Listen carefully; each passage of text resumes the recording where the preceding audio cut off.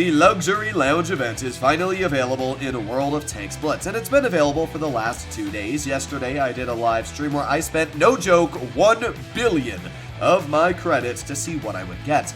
And honestly, it wasn't too bad. I managed to profit about 100,000 gold. There are people out there in the comments that'll tell me that's a terrible gold exchange, but you gotta realize credits don't get you anywhere in Blitz. As I said on my live stream, free XP will get you somewhere, because obviously free XP, when the Blitz Fair rolls around, you can trade in to hopefully get free snow globes. But credits, there's never in the entire history of Blitz been a conversion where you can turn credits into a currency, until the Galactic Riches event came out last year, and then this year we have the Luxury Lounge. So I would much rather spend 1 billion of my credits, still having 238 million left, than have 1 billion credits sitting in my garage doing absolutely nothing. And as I said, I was able to get around 100,000 gold and get the scepter without even getting the tank itself for the 30,000 diamonds. Let's first talk about the backlash that is happening for this event. There's a lot of people that aren't too happy with how expensive the scepter is. 30,000 diamonds is quite expensive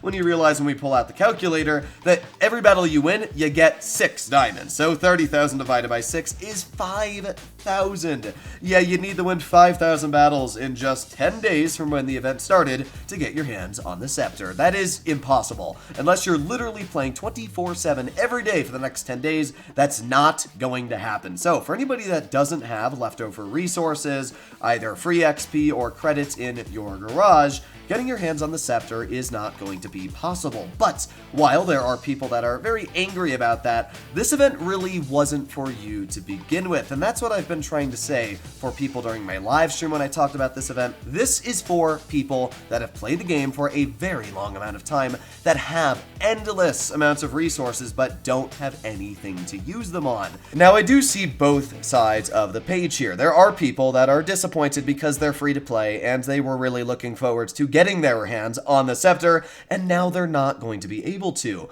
But at the same time, there's also people that have millions and millions of useless resources in their account, and they're really happy they're actually able to use them on something after opening hundreds of crates and sitting dormant in their storage. As many of you know, I'm not the biggest fan of wargaming when it comes to every decision they make. When it comes to vehicles like the Object 752 and the Kampfpanzer 50-ton, I am extremely dissatisfied on how these tanks were released, especially because I have friends that were not able to get their hands on them, just like Batchat McGinn spent $70, couldn't even get the tank, and since he has no charms, he's basically the same as if he had spent $0. He has the same amount of chance. It's kind of sad. The same thing goes for the AE Phase 1. I've spent more money than I'm willing to say on trying to get the AE Phase 1, and I never got my hands on the vehicle.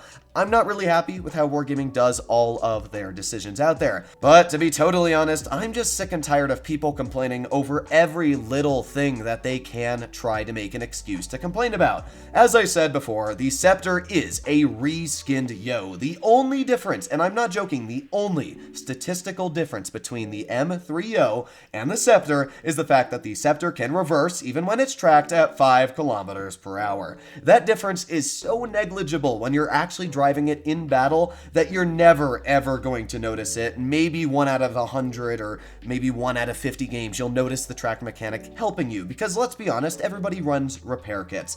The Yo is literally the same thing as the Scepter. So people that are complaining about this tank not being able to get for free, you can get it for free. Just get it on the tech tree. And furthermore, the reason why this really grinds my gears is because people are so ungrateful. Wargaming, just this month alone, has given away 2 free tanks in Tier 6. They gave away the T21, which was pretty easy. You had to log in like 10 days in a row, and I think you had to play 3 of those days getting like a second class mastery. And then a week later, after the T21 event ended, they brought in the Panzer IV Schmaltrum, and it's even less effort. You have to log in 10 days in a row. You don't even need to play a battle. You log into your garage, you click on it, you click claim, and boom, then you log in the next day at the same time. You do the same thing over and over. You get the Panzer IV Schmaltrum for free, you get gold for free, and the camouflage for free on the tank. Just a couple months ago, we had the Krabsteyer Waffenträger event where you could have earned a Tier 7 auto-loading German tank destroyer for absolutely free as long as you played a couple of battles every day. We also had the 50 TP prototype event, one of the best best tier 9s in the game, absolutely free just by playing in Platoon and getting Brothers in Arms. Every single Christmas, Wargaming not only gives away a free tier 7 that is fairly easy to grind even if you have a pretty busy schedule, but as well, if you play a bit more, you can get your hands on a snow globe, again, for absolutely free. And that snow globe last year 100% contained a tank, and not only contained a tank, but one of the fantastic tanks in Blitz, either the WZ-120, some of the tier 10s that exist as collectors. I mean, there was not a single bad tank you could have gotten in the snow globe.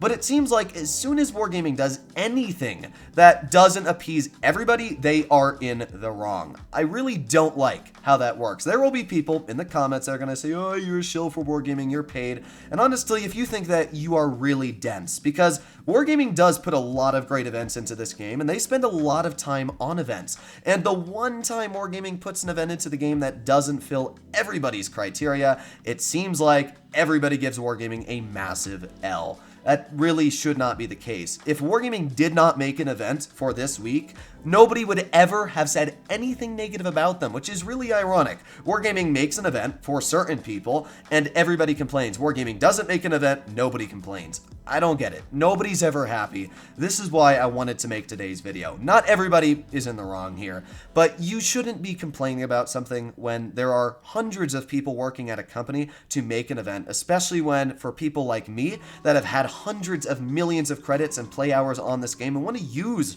our resources and money we've spent on the game towards something, it's pretty nice. And by the way, I just want to mention as well, you actually can get some pretty good rewards out of this event even if you are free to play. The Galaxy containers, or whatever the containers are in the event, are 150 diamonds. You can either play battles and get your hands on diamonds just from playing battles alone. I've been able to get about 5 of these crates for free without even using my credits, and these crates contain gold boosters, they contain certificates for tanks, you can even get the scepter in the crates for free. Wargaming didn't need to do anything, and the fact that they did, I think, is a pretty nice gesture, especially towards the veterans that have played this game for an incredibly long amount of time. There will be future events. In fact, the CS52 lease is coming out when Blitz's next birthday arrives, and that tank is going to be absolutely free to what I'm aware, just like the Kunze-Panzer was last year. I made a video a couple months back, maybe listing 40 or 50 premium tanks. A lot of them were really strong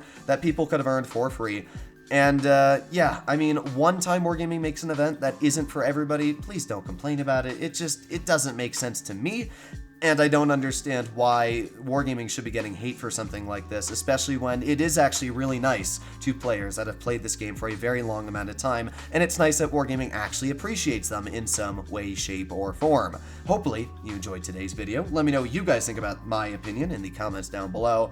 But honestly, this really shouldn't be an opinion. It's kind of a fact. Wargaming makes a lot of events, and people are so subjective on which events they decide to like and which ones they don't. And if they don't like that event, they have to tell everybody why it sucks and why Wargaming sucks as a company. But when Wargaming makes a good event, nobody says a single word about it. Either way, that's what I thought I'd say. But as always, this is just a video game, so when it comes to real life, hopefully all of you are staying happy out there, staying healthy, and you're doing well, because, yeah, the world's a pretty crazy place depending on where you are, and it's only gonna get crazier, so I'll be seeing you in the next one. Bye-bye.